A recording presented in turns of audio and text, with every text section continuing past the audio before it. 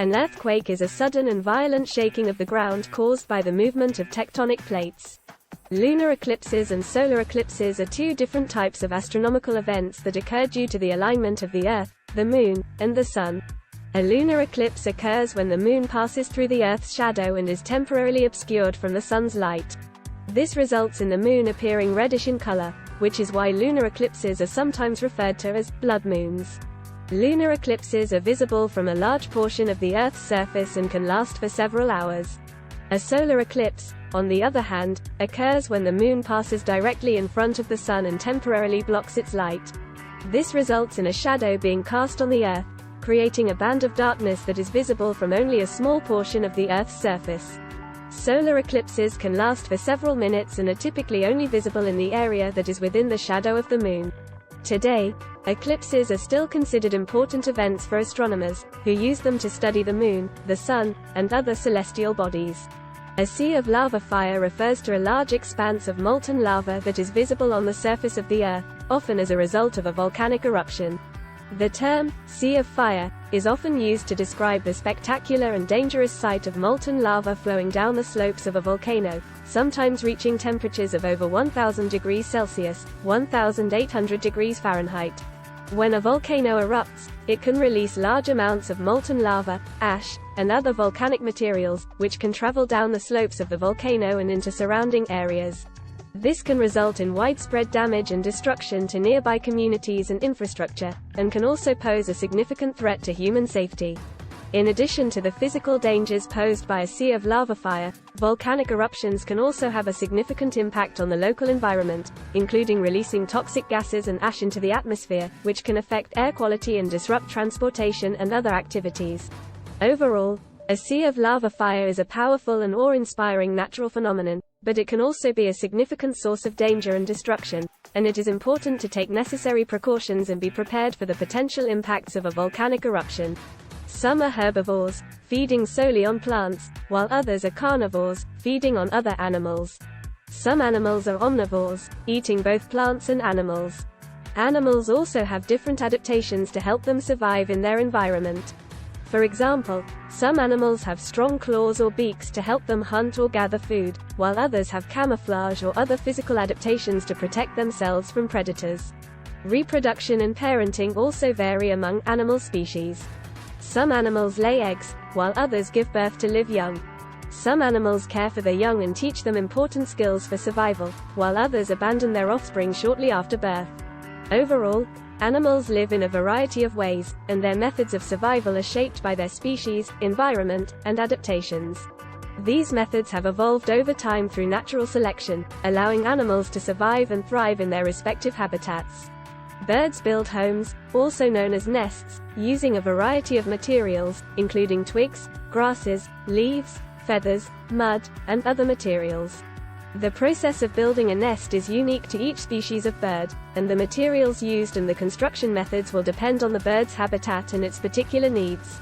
For example, some bird species, such as woodpeckers and wrens, build their nests in cavities or holes in trees or other structures. These birds use twigs, bark, and other materials to construct a sturdy and secure home for their eggs and young. Other bird species, such as swifts and swallows, build their nests on the sides of cliffs, buildings, or other structures. These birds use mud and saliva to create a strong and stable platform for their eggs and young. Still, other bird species, such as weaver birds, build elaborate and intricate nests from grasses and other fibers. These nests are woven together in a basket-like structure, which is then lined with soft materials such as feathers. In general, the process of building a nest requires a great deal of skill and effort, and is often performed by the male bird to attract a mate or to provide a safe and secure home for its eggs and young. The nest-building process can take several days or even weeks, depending on the species and the materials used. Overall, birds build homes using a variety of materials and construction methods, and this process is an important part of their life cycle and survival. A human being is born through the process of childbirth, which typically occurs around 9 months after conception. During this process, the fertilized egg, which has developed into a fetus, is expelled from the uterus and into the world.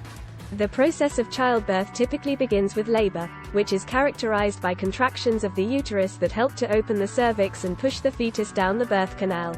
As the cervix opens and the fetus moves down the birth canal, the mother may experience increasing levels of discomfort or pain. When the fetus reaches the pelvic area, the mother may begin to feel an urge to push, which helps to further propel the fetus out of the uterus and into the world. The baby is typically born head first, and its head and shoulders are usually the first parts of the body to emerge from the birth canal. After the baby is born, the placenta and umbilical cord, which have supplied the fetus with oxygen and nutrients, are also expelled from the uterus. The baby is then cleaned and evaluated by medical personnel, and its vital signs are monitored to ensure that it is healthy and breathing properly. Overall, childbirth is a complex and dynamic process that typically involves a combination of physical, hormonal, and emotional changes. It is a remarkable and miraculous event that marks the arrival of a new life into the world and the beginning of a new chapter for the parents.